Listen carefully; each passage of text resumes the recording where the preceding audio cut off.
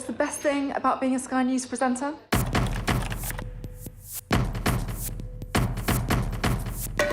We've done the work and the reading, so you don't have to. Being a Sky News presenter. Hello and welcome. Westminster, the heart of British politics. I'm so sorry about what happened to you. So what on earth is going on? It's not true. Can I tell you what I think? It's really unusual. Mornings with Richard and Frost. Let's crack on. Let's get started.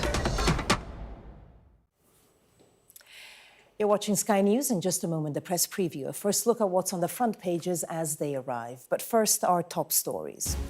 More photos from Jeffrey Epstein's estate have been published by Democrats in the United States, fueling speculation about who was associated with the convicted sex offender.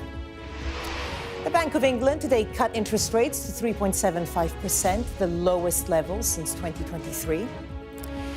And the UK's new ambassador to the US has been appointed. Christian Turner, a career diplomat, will replace Lord Mandelson, who was sacked from the post in September.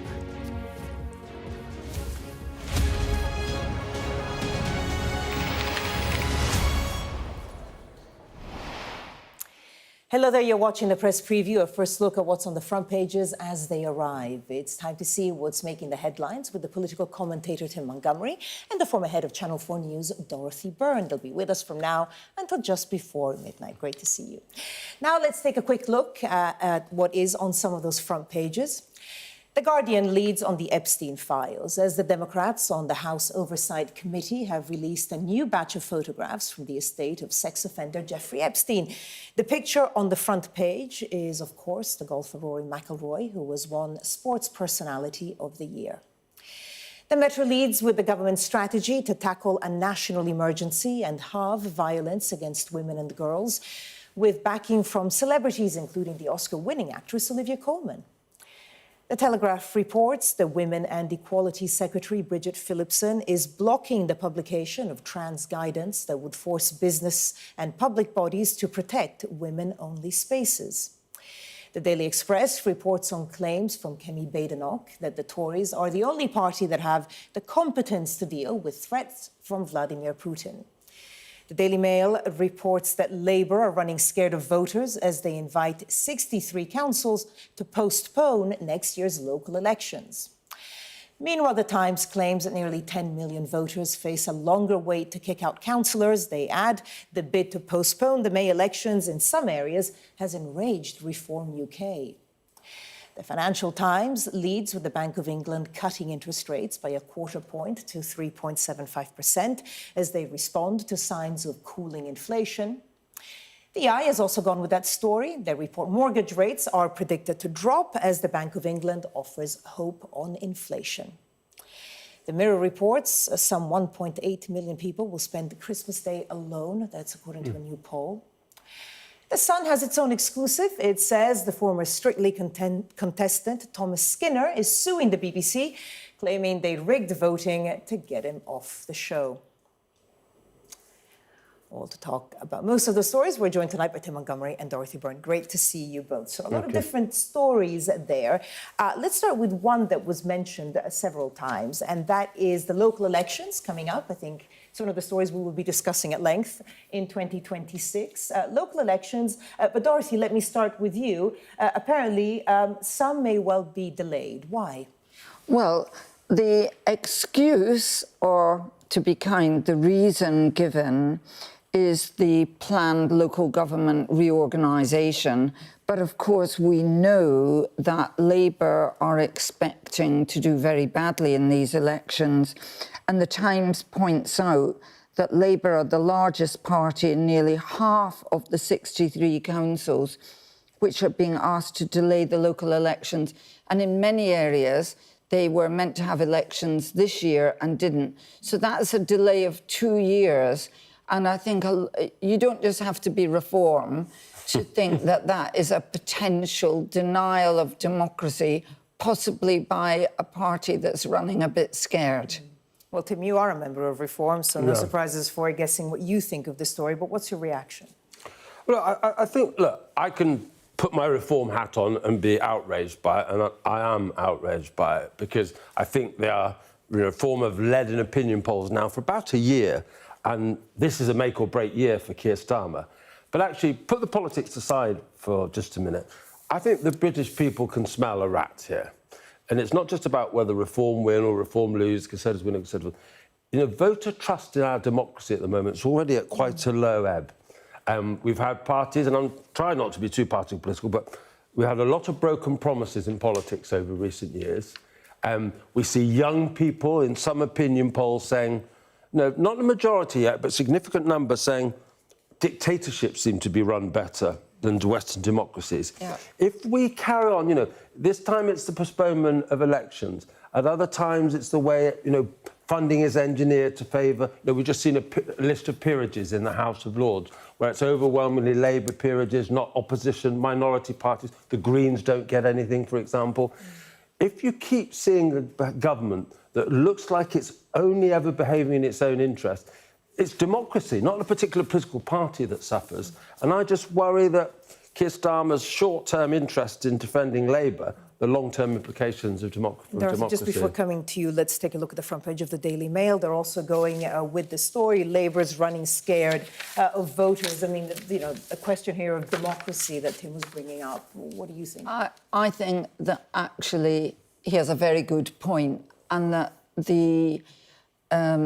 it's not just polls, it's quite in-depth surveys done of young people, both in the UK and the US, show a really frightening loss of belief in democracy, very different attitude to the attitude that older people have towards democracy. Yeah. And I think when young people, who probably weren't going to go out and vote in the local government elections anyway, but when they see that 2 years in a row they are going to be denied the right to vote, it will just damage their belief in democracy yet more.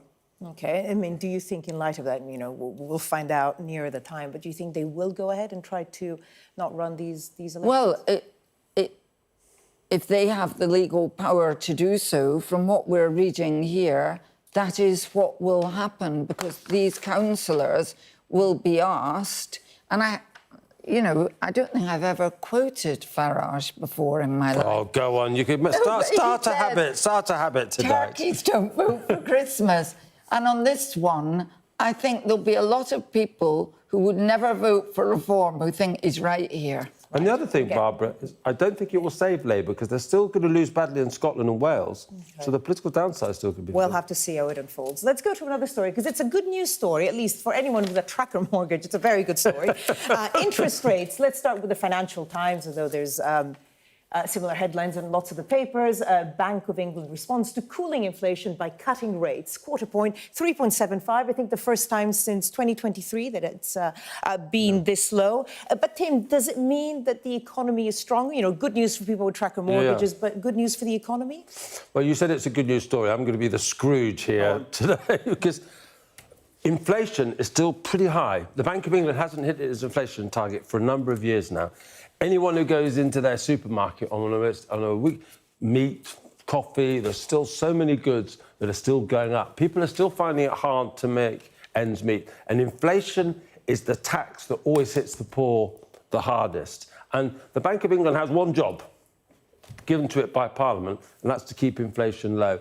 And it was only by the casting vote of the Governor of Bank of England that this rate reduction... And of course you feel sorry for people on tracker mortgages. They've had to bear the brunt of, you know, making this adjustment to get inflation down work. And I understand the growth is sluggish, and perhaps interest rates will help. But if inflation comes back in any form, it hurts the poor, it cripples economies. I wouldn't have voted for a cut if I was on the Bank of England board. I think that it's not actually necessarily a good story, because, as the FT points out, this is about the slowing of the economy, which is very concerning for everybody. When an economy is slowing like this, we all need to be concerned. And also, they point here to the fact that the unemployment rate is rising to a 4-year high of 5.1% in October. So if you pay a little bit less for your mortgage, but your 25-year-old child is unemployed, you're not actually feeling that good. And let's also look at another angle to this. Front page of the Eye, mortgage price war in spring 2026 as bank offers hope on inflation. How do you see this, Tim? Yeah, well, there is one thing that is good that's happening in the economy at the moment is the competition between financial institutions. So the bank sets the overall economic rate. But I think one of the good things that my former party did, the Conservative Party, was they did introduce new competition. So maybe there's a little bit of a benefit there. Okay, Liz Truss was also the person that kind of led to the interest rates rising up. So that's also a good point. Just mention that. And I don't think, I mean, the Eye refers to mortgage brokers hoping for a golden era of house buying. We have a catastrophic level of house ownership and even of house rental of proper homes in this country. So I think, £100 off monthly payment for first-time buyers, but where are the homes and where are the decently priced homes? Because every government in the last 20 years has failed to build enough houses. So this looks like a very short-term way of looking at the housing problems in this country. Briefly, yeah. I've got a baseball cap at home that has "Build, Baby, Build" on it, and I'm also a believer basically the house price, house theory of everything. Build houses, so many social problems are tackled, and we just don't build enough houses in this country. An issue that often comes up, actually. OK, we have a few more minutes to focus on a story that broke a few hours ago, and there may be lots more in the next 24 hours, and it's the Epstein files, or Epstein photos. So we've had some more photos released by Democrats. Dorothy, we've been talking about the Epstein case for a long time. Tomorrow is the deadline, December 19th, when the Department of Justice should release all the files. We'll see what happens. What do you make of this latest batch and the whole situation? Well, I made 3 films about Maxwell and Epstein. So you think that nothing can make you feel physically disgusted when you've spent that much time looking at it, and yet knowing this thing about quotes from Lolita being written apparently on some woman's body is absolutely vile. But what's very striking in the release of these photos, OK, they're just photos of Epstein with people. We don't know what their relationship with him was just how many people of power, wealth and influence he knew from all spheres of society, politicians, billionaires, intellectuals. This was a man whose evil tentacles went everywhere. And we have to ask, why did all these people want to know such a vile person? I mean, obviously being pictured with him is not an indication No, of any absolutely wrongdoing, not. Obviously, but I guess there must be a lot of people who maybe are a little bit nervous leading up to tomorrow. I think there'll be a lot of nervous men. Yes. Tim. Well, we were talking a few minutes ago about distrust in politics, and this has really been perhaps the cancer now at the heart of a lot of American voter support for Trump. People who've been loyal to Trump throughout so many of his scandals, so the MAGA base, the Make America Great Again base, they've been very suspicious because Trump said he would release everything, and then his Ministry of Justice, Department of Justice didn't. And that has been the beginning of the fracturing of his coalition. I think Trump is now...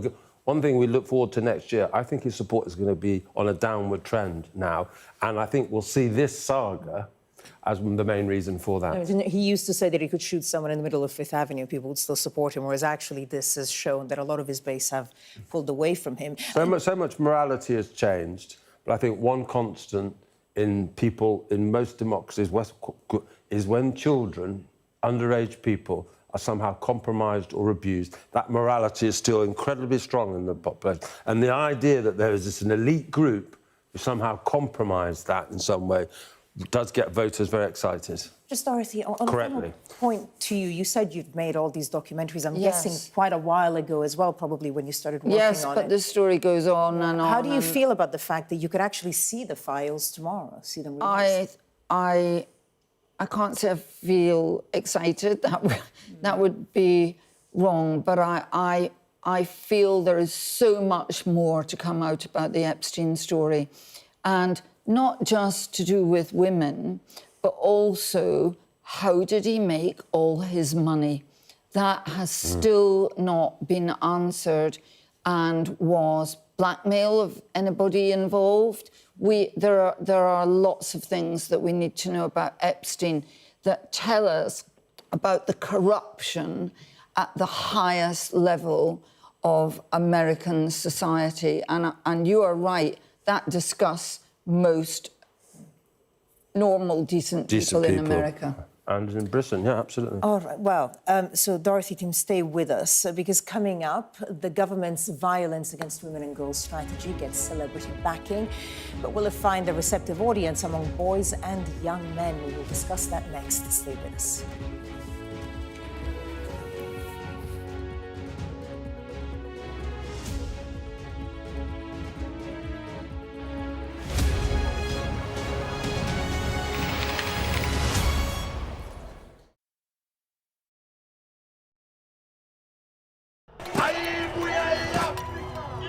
It's like a football final with only one team on the pitch. This isn't just a call to vote, but a call to remember. The freedom fought for by the African National Congress. I'm Yusra Al-Bagher, Sky's Africa correspondent based in Johannesburg, South Africa. A cyclone and 2 burst dams wiped out hundreds of generational homes. This was the second dam that the floodwaters hit before it tore into Derna. We are in the heart of Nairobi, and we're watching as protesters were heavily tear gassed. The sheer fearlessness and persistence of these guys is astonishing. We help you understand the world with us.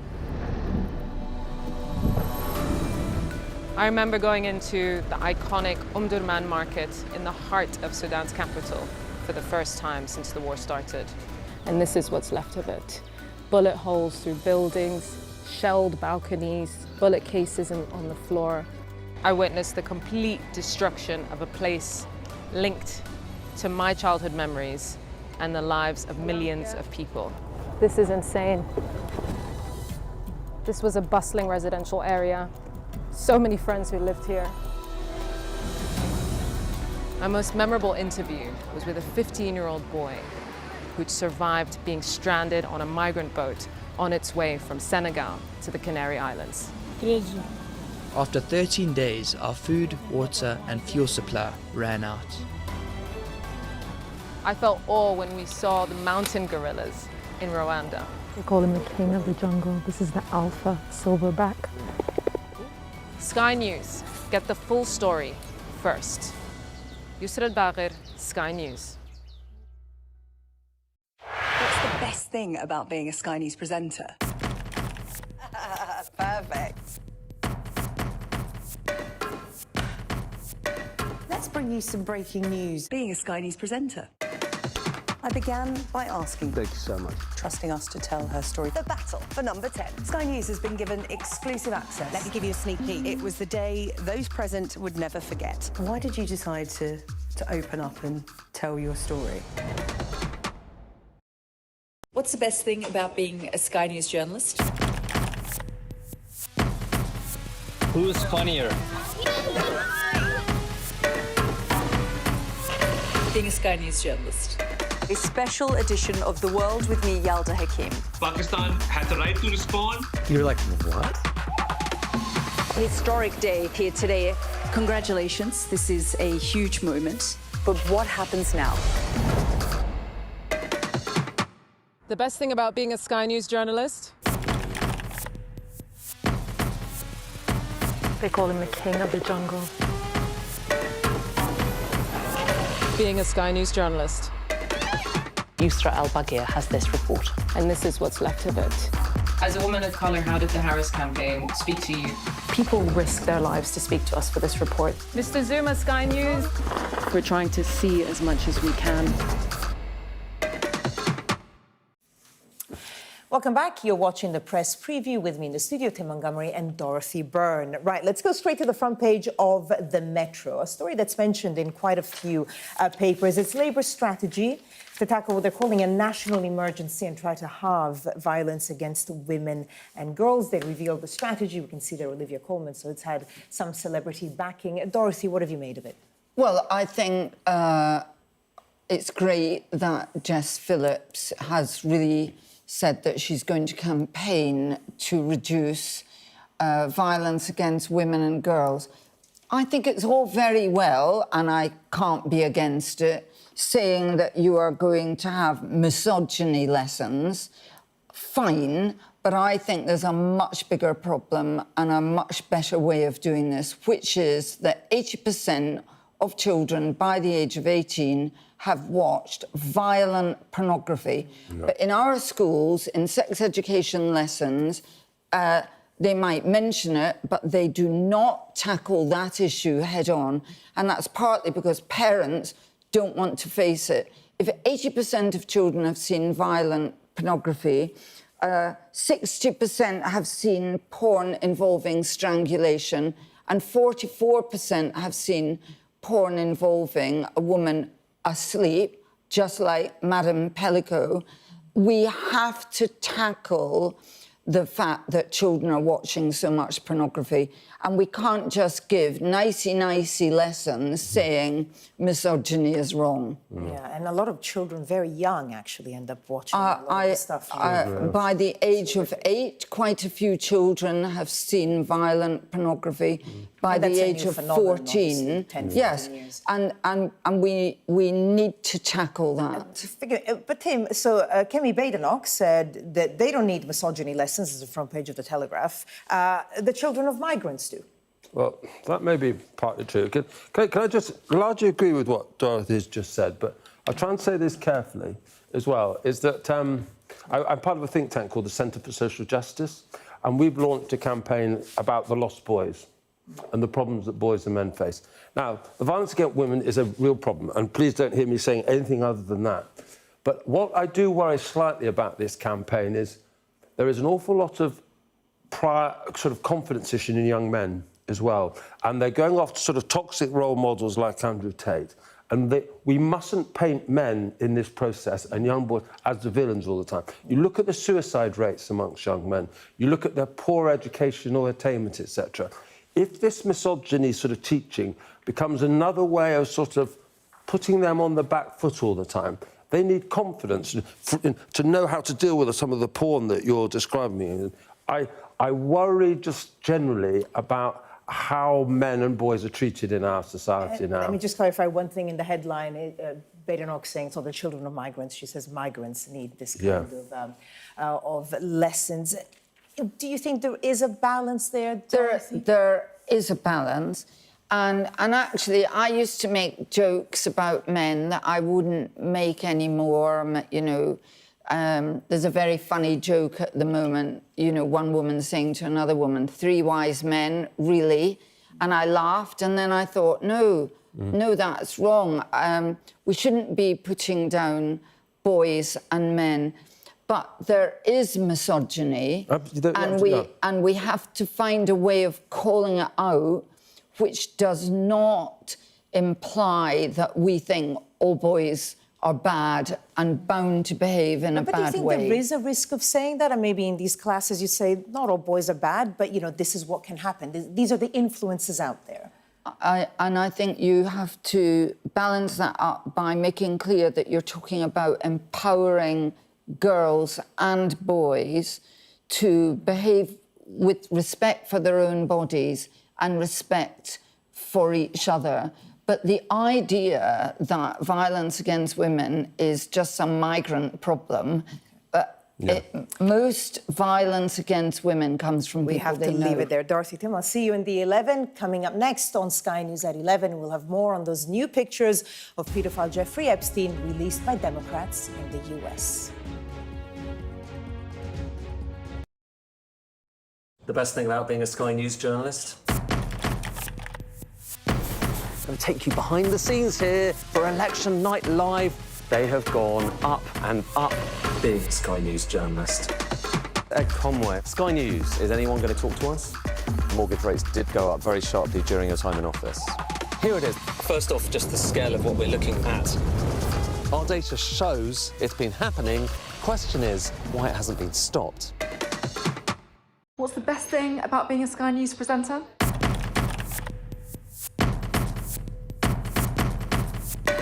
We've done the work and the reading, so you don't have to being a Sky News presenter. Hello and welcome. Westminster, the heart of British politics. I'm so sorry about what happened to you. So what on earth is going on? It's not true. Can I tell you what I think? It's really unusual. Mornings with Richard and Frost. Let's crack on. Let's get started.